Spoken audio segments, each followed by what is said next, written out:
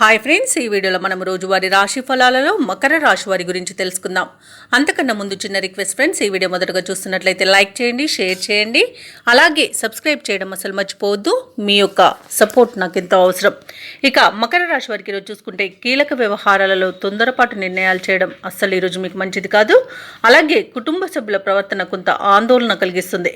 ఉద్యోగస్తులకు ఉద్యోగమున విలువైన పత్రాల విషయంలో జాగ్రత్త అవసరం, ఎందుకంటే చేజార్చుకునే అవకాశం కనిపిస్తుంది. ఇక ఈరోజు ఆకస్మిక ప్రయాణ సూచనలు ఉన్నవి కాబట్టి సంసిద్ధమై ఉండండి. ఇంటా బయట గందరగోళ పరిస్థితులు ఉంటాయి. ఆధ్యాత్మిక చింతన పెరుగుతుంది. దేవాలయాలను సందర్శిస్తారు. దేవాలయాలను సందర్శించినప్పుడు మీరు ముఖ్యంగా గుర్తుంచుకోవాల్సింది మీ ఇష్టదైవం యొక్క ఆరాధన అనేది మీకు మంచి చేస్తుంది కాబట్టి తప్పకుండా దిశగా ప్రయత్నించండి.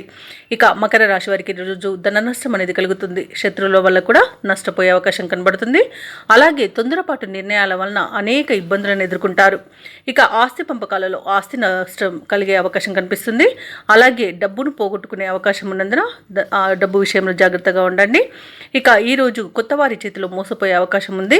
అలాగే షేర్ మార్కెట్లలో పెట్టుబడులు పెట్టినట్లయితే నష్టాలు ఎదుర్కొంటారు కాబట్టి పెట్టుబడులు పెట్టకపోవడమే మీకు మేలు చేస్తుంది.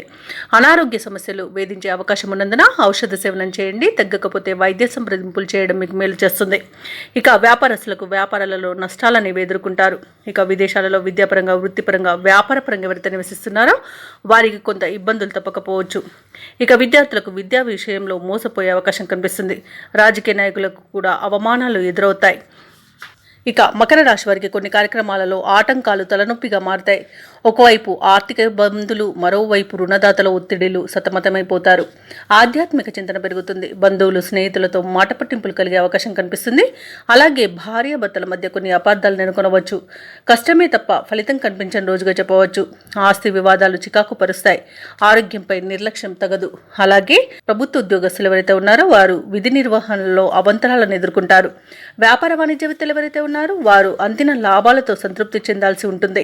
రాజకీయ నాయకులకు, పారిశ్రామికవేత్తలకు ఒత్తిడిలు తప్పకపోవచ్చు. ఇక విద్యార్థులు పట్టుదలతో ముందుకు సాగితే తప్ప ఫలితం కనిపించదు.